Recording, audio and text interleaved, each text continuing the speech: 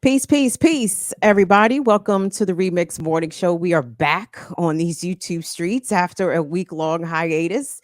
And we're joined on the channel today. Good morning. Going out to the brother Nick from the Revolutionary Blackout Network at Socialist MMA on Twitter, whose channel has also been enduring some YouTube and Google strikes out here. Nick, thank you so much for getting up early and joining us this morning to sort of commiserate and I guess knock heads and figure out, are there ways to circumvent the censorship of the specific political content that both your channel and this channel discuss. So thank you so much for making some time to be with us today.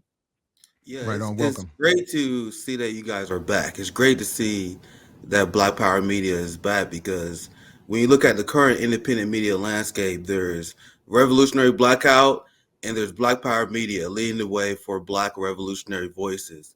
And I'm gonna say, Frank, I don't know what your guys' take on this is.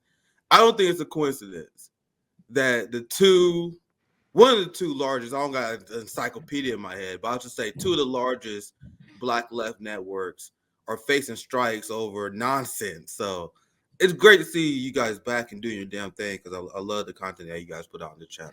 Well, we got to say like a revolutionary black led content though, because I don't see Roland Yeah. Martin's channel getting strikes. I don't That's see. a good point. you That's know, a good point. there's some big black platforms out here that are absolutely thriving in these YouTube streets, and yet RBN and BPM keep seemingly getting dinged on nonsense. So if you could So why catch would us, you? I missed the exact reason, but what reason did they give you guys? Because Well, this is the always a reason they part of the gave us was problem. nonsense.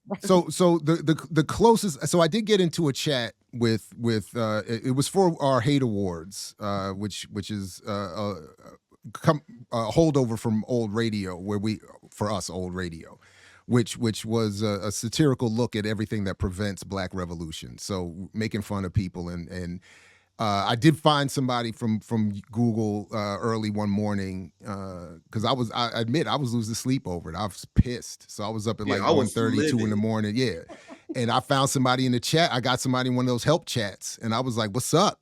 And I was shocked that that this person, at least he says his name is Lee. I don't know who this person was, and the response was that he said a quick look at the transcripts because they always tell you we can't tell you exactly what it is. We can tell you it's for harassment and cyberbullying, but what that means. So he said he went through the transcript. He said, well, at about the 2 minute and 40 mark, and I'll try to be polite about it. He said someone made an encouraging reference to the potential end of being alive of Henry Kissinger. And it was like a little passing joke about like, why is this dude still even here? Like, how is he, even still And that's around? ban worthy. And the dude said, he said in the chat to me, I can't say this is what did it, but this would qualify you for it. So That's that's as crazy. close to a specific. So I'm like, so the dude could literally kill millions of people, but a joke about him not being alive is worthy of a ban. So he could literally be a criminal and a war criminal, literally being awaited by governments around the world should he step foot in their jurisdiction for arrest. And we just can't even, and it's something that doesn't even air yet. It was waiting to air. So they What? went through the transcript. It was scheduled to What? air hours later. And they went through the What? That's so transcript and crazy. so, but I will note, and then I want to hear from what your experience has been. But I know from our previous strike, one category where both of our platforms sit firmly in, at least, is a criticism of mainstream electoral politics. And that's one, for me, historical bright line, to quote Glenn Ford, that people puts people in that targeted category. Once you start going left of the Democratic Party or being critical of the Democratic Party from the left, then all of a sudden people start, they're becoming irresponsible. So anyway, but Yeah, that was our that's the situation. case because the Henry Kissinger thing is extremely confusing. Because I've seen channels that not even as left as we are, general liberal channels say jokes about Henry Kissinger, right? I'm gonna be careful what I say for the sake of Yeah. your channel, but saying the thing, right? I seen that's a very like standard political like jab to say Henry Kissinger. Look how old that guy is. But once again, as I mentioned before, it's not a coincidence that they go after you guys for saying it. And there's two red lines to your point.